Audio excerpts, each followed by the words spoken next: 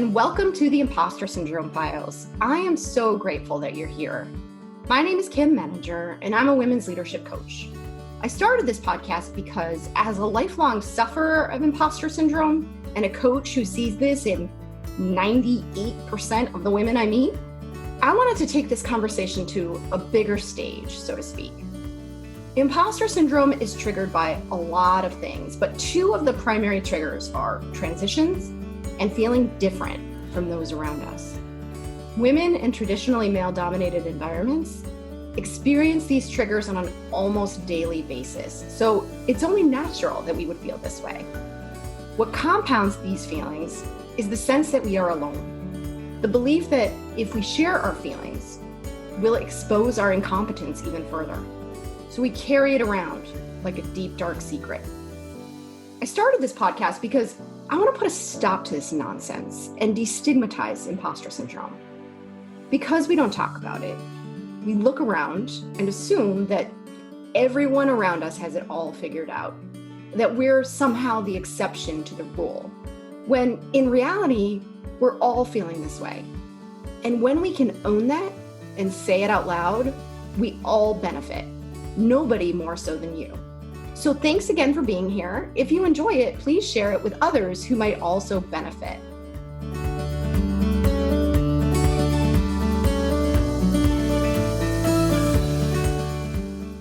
Welcome, Hillary. I am so excited to have this conversation with you today. Before we get started, I'd love for you to introduce yourself. Oh, thanks, Kim. It's such an honor to be here today with you. So my name is Hillary Bennett, and I am the founder and lead coach for my company, Hillary Bennett Consulting. And what we do is help moms return to meaningful work without sacrificing pay, flexibility, or family time. So essentially, I've kind of created this area to be able to support moms who are wanting to re-enter the workforce after taking time off for a longer length of time from paid work. Usually that's to raise kids. Sometimes it's also being a trailing spouse or elder care. There's lots of different reasons. But it's a really untapped talent pool that many companies are starting to get interested in. So that's what I do now. But for the last decade or so, I have worked at one of the world's top companies in human resources, supporting their leadership development programs, and got to spend a lot of time recruiting, planning development training and activities, and then helping to design people's careers towards leadership. And so did that for a long while, but my last role before leaving that company was to create their first ever returnship program. And that was the most amazing opportunity and such an honor because I was able to really shed a light on some of the needs for more diverse talent, and then also opening the company up to this never before utilized talent pool of women wanting to get back to work. And what I really found in that process is that these women really need a coach because, man, do they face some imposter syndrome. I tell you what, it is the real deal for mamas trying to get back into the workforce. So I'm so excited to see people like you who are really trying to shine a light on that so we can start talking about it. But that's kind of my career story. Thank you so much. And I love what you're doing. I think that's such important work. And I have no doubt that you have seen a lot of imposter syndrome because I see it myself in women of all stripes, right? But particularly women who are trying to get back into the workplace. So why don't we start with my general question of what does imposter syndrome mean to you? And before we talk about how it shows up in some of the people that you work with, how, if at all, has it shown up in your work or in your life? Yeah. So to me, imposter syndrome is when comparison and self-doubt intersect. That little monster in our head that is telling us all of that negative self-doubt nonsense. It can be really loud. And when you look around the room and start to compare and listen to that voice in your head, for me at least, that's when imposter syndrome really starts to take hold. And in looking back when imposter syndrome has really impacted me. It's anytime I start to think about doing something new, and not even necessarily from a professional standpoint, I've had a lot of imposter syndrome in motherhood as well. I have a 3-year-old and a 5-year-old.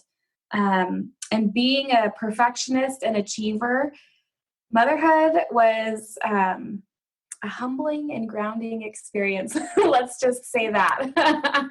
But yeah, for me, it's anytime I'm taking on something new and I look around and I assume that the people who are around me in this, new job, new network, new area, new whatever, it came so easily to them.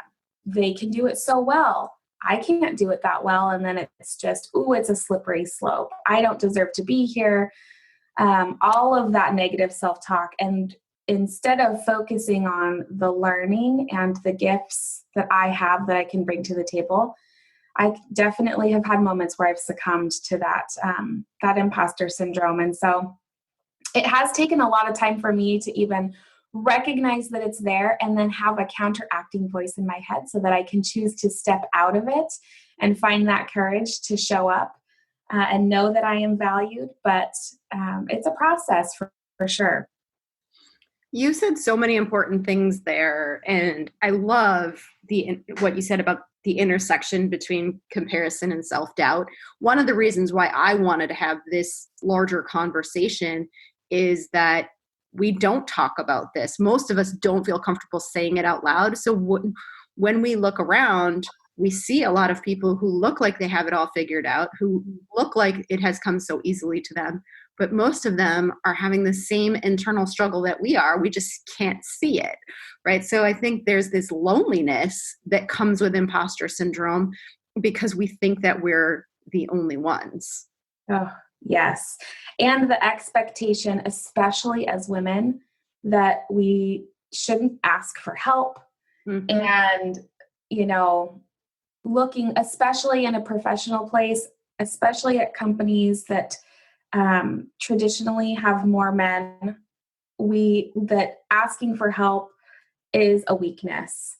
And that can be really, really tough and prevent us from having this kind of important conversation.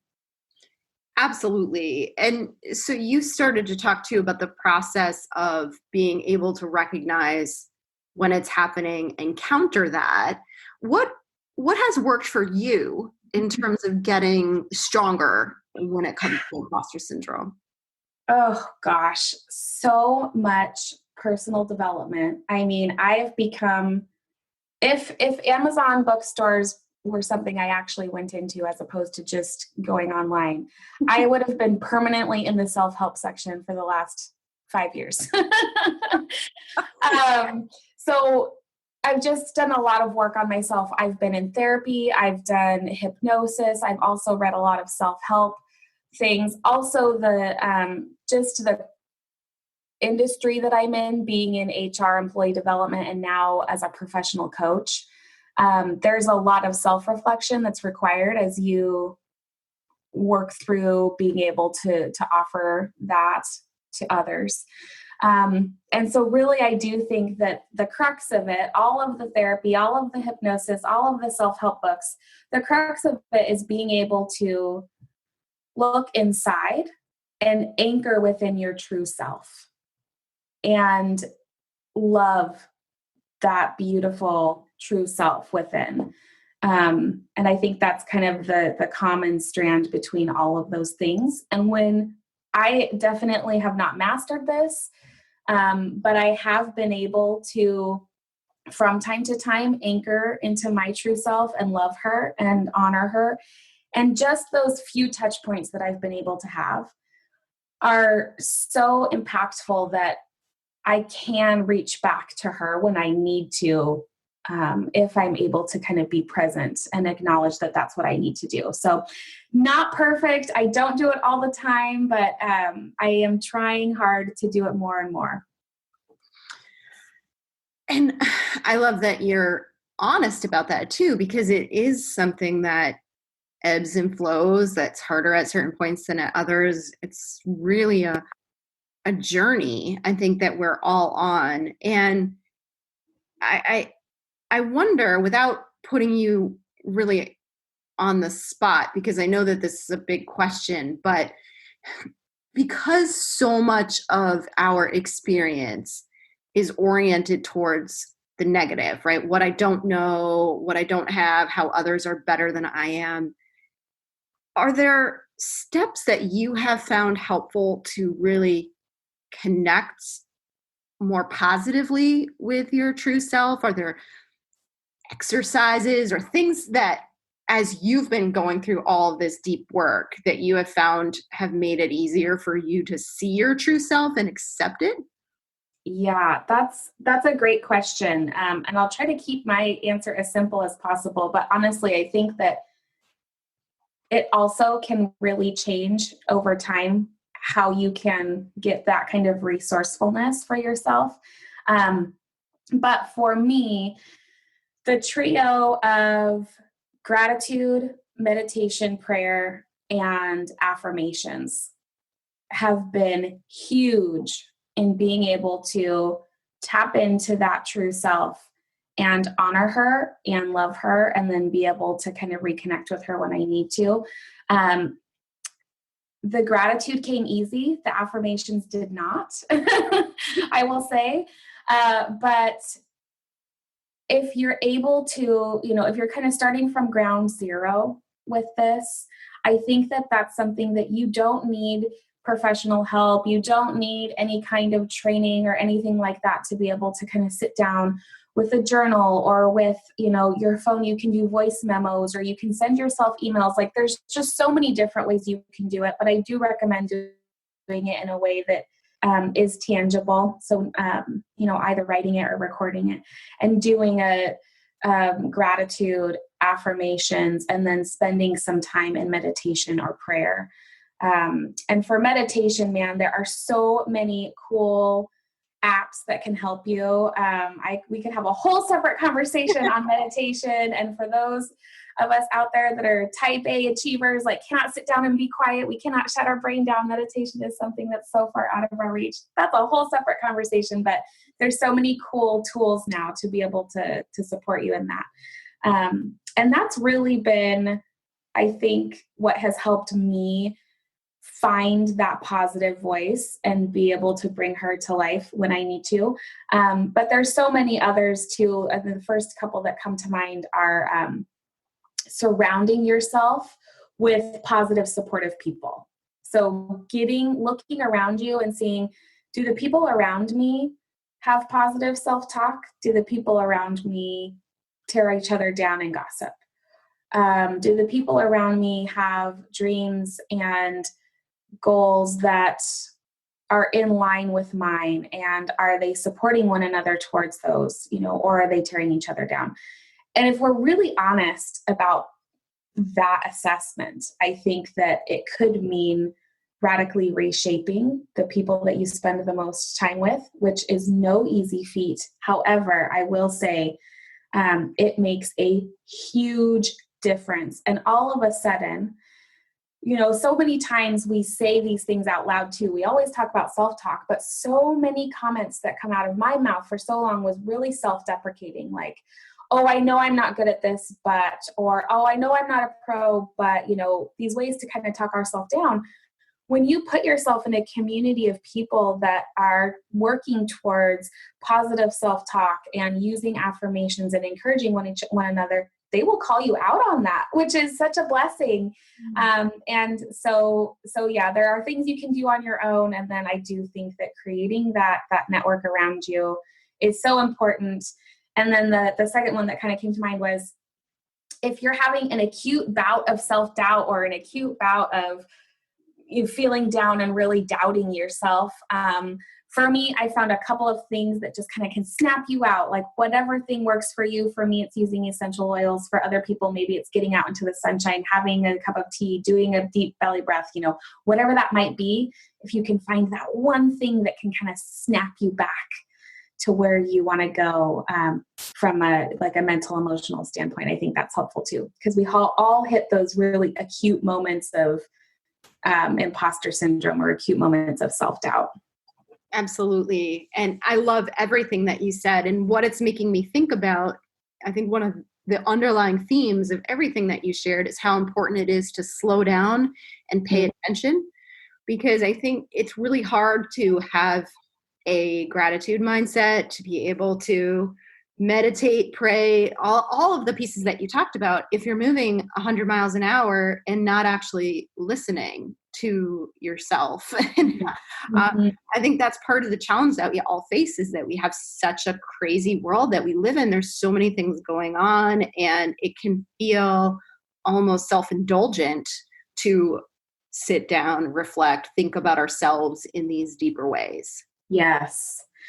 Yes. And, this is a little bit tangential to imposter syndrome, but I think that also the places that we put ourselves in and the goals that we list to achieve can be more reflective of the expectations of others or society if we don't take that time. And then once you're in that position, if it's not truly what your heart and soul and gut and mind and all those things desire, and you're feeling imposter syndrome, that is when people face burnout at staggering rates. And when you just kind of spiral into a really, really tough situation. And so I think that you really hit the nail on the head there, slowing down, taking the time to do some self-reflection. And that way, once you kind of get to that next spot that you feel like you had to reach for, you can deal with some of that self-doubt and comparison, but hopefully you're not having to deal with the fact that it's not actually what you wanted, because that's a killer combo when you find yourself in that situation. And I think many of us have. Absolutely. You're so right. And I'm curious now, if we transition over to the people that you serve, right? Moms who are looking to get back into the workplace in some way. How do you see imposter syndrome showing up in them? To be honest, the biggest challenge that moms returning to the workforce face is confidence. And imposter syndrome is a huge piece of that. When I work with my clients, what I hear most often is, but I've just been a mom. That they describe all of the hard work that they've done as I've just been a mom. I have nothing to offer. My gap in my resume is so big. Nobody's ever going to look at me. For some of these women, they've raised their kids until they've, left home. And so they've been out of the workforce for 20 plus years. How am I going to be able to learn what I need to learn? The last time I was in the office, I didn't even have my own computer, right? Like things have really changed. And being able to say, actually, I have gained all of these incredible skills from managing my family and raising children. And now I'm going to be able to add them to the skills I had before and bless someone, some company, some organization with the uniqueness of me. Being able to go from I'm just a mom to that mindset is huge. And imposter syndrome is, a main culprit in that mindset. So without giving everything away, right? Because I know this is your business, too, but I'm sure there are a lot of moms who are thinking about this right now. Are there one or two things that you would suggest as a starting point if there are women out there who are really resonating with what you're saying and are thinking, gosh, I would love to get to that point, but I don't even know where to start? Yeah. So I think some of the things I've already said, start working on some of those things, getting that right network around you, and then doing some of that meditation, prayer, and gratitude and affirmations. I recommend that to anybody, anywhere, but certainly if you're starting out on a journey of major transition, I think those are really important things to do. In my program, and I'll tell you exactly what we do, because, if someone needs me, they'll find me. And if they can do it on their own, gosh, I just want to empower as many people as possible to be able to, what I say, discover their gifts and share them with the world. My dream is that women everywhere would be able to discover their gifts and then share them with the world, because, thinking about an existence in which that was the case really fills me with a lot of hope. So I take all of my clients on this 5-step process. And the first process is part of discovery. And that is where you spend time letting yourself truly dream. If you had the perfect life, the most idyllic existence, what would that look like? And dreaming big. So not just saying, well, I'd have a job that would bring in enough money so that I could cover the bills. That's not big enough. I'm talking like you get to write out exactly what you want and no one's going to tell you, no, that can't happen.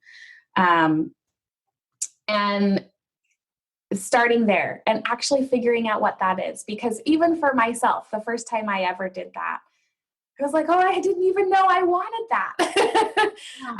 I've never been allowed to dream that big, to think like this, to even contemplate that could be a reality for me.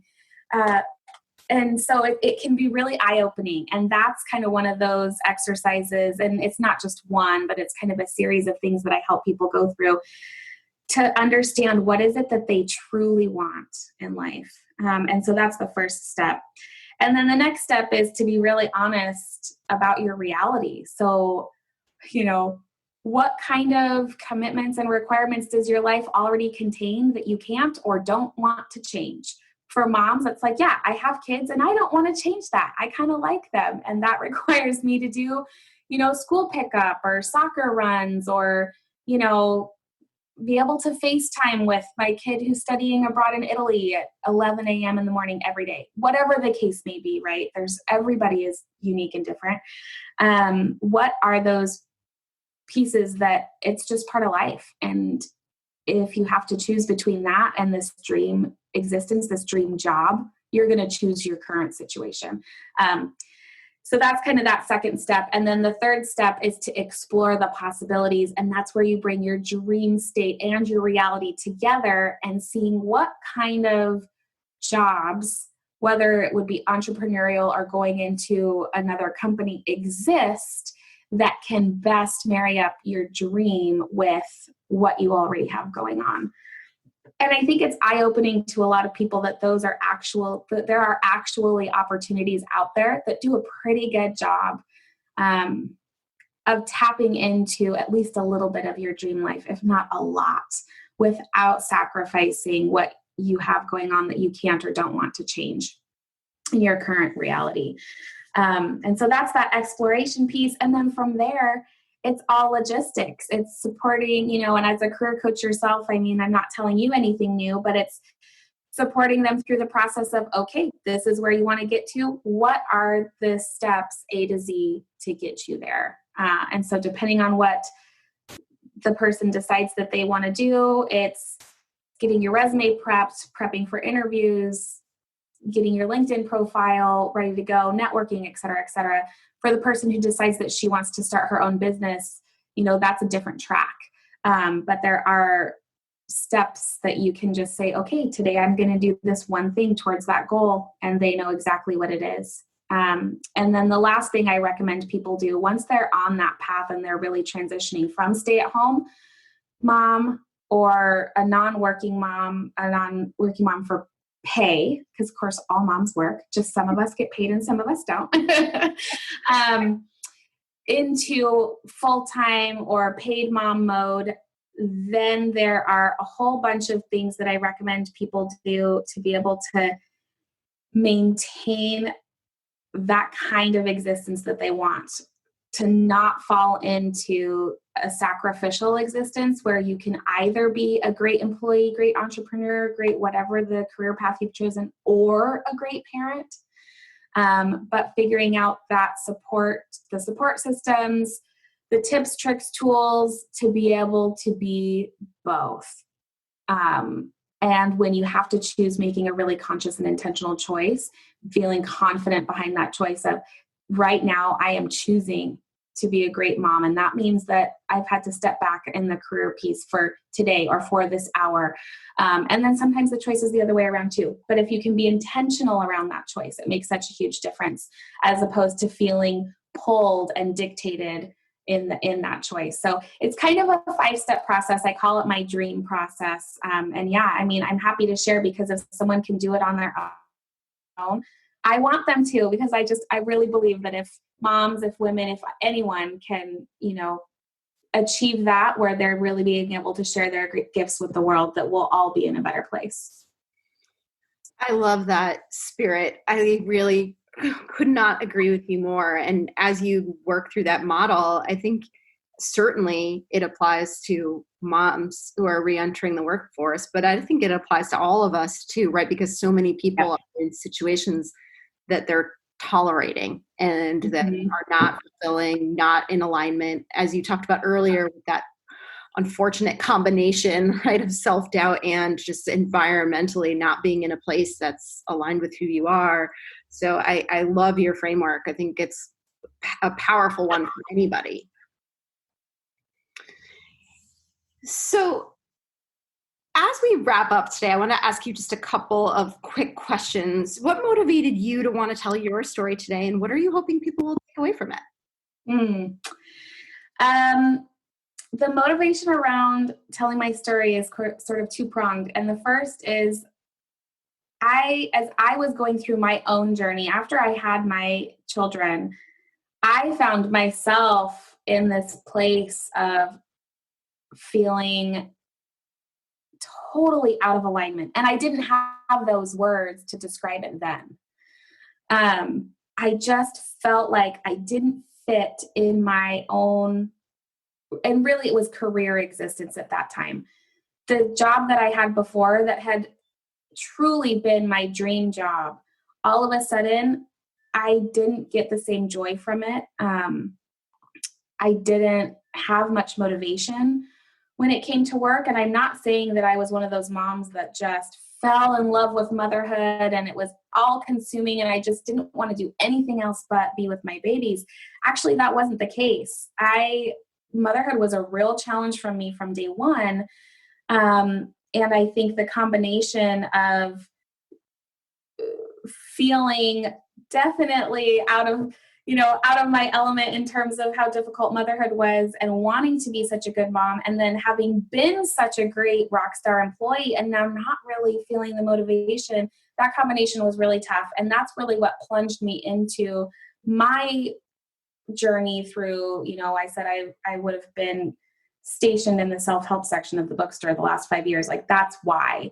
The analogy I have is, we talk about having those pre-baby jeans that we always keep in our closet, just hoping that one day that we can fit into. And even if you lose the weight, your body is totally changed. You're never going to fit into those jeans again. It was almost like I was trying to fit into my pre-baby life. And there was nothing I could do to actually be able to fit into that life. I had to recreate and reshape and reimagine this new life because everything had changed. And I didn't even have the words for it when I was going through it. I felt very, very alone. And so to be able to tell my story in hopes that I can reach out to other moms who are at some point in their journey. For me, it happened really early in motherhood, but I know for many, it happens much later, especially if they are stay-at-home moms when their children are young. I just want to be a voice to, you're not alone. You're not crazy. It's not that you aren't working hard enough. It's that you've changed and you haven't taken the time to acknowledge who you are and what you want for your future now. So that's a big part of wanting to share my story. I love that, Hillary. And it's so familiar to me too, because I had a very similar overall experience as you're describing it, right? I think your honesty about motherhood and just the challenge that goes along with it and what it makes us think about on a bigger scale for the first time is so important. And I'm so grateful that you were willing to have this conversation today, and so thankful for all of your great insights and tips. Oh, well, thank you so much, Kim, for inviting me on. This was so fun. And it's just been a pleasure. Thanks again for listening today. If you're struggling with imposter syndrome and you'd like additional support, check out the show notes for more resources or contact me directly. I would love to help you. And if you'd like to tell your story, I would love to interview you. You will find my contact info in the show notes, so reach out anytime. Thanks again.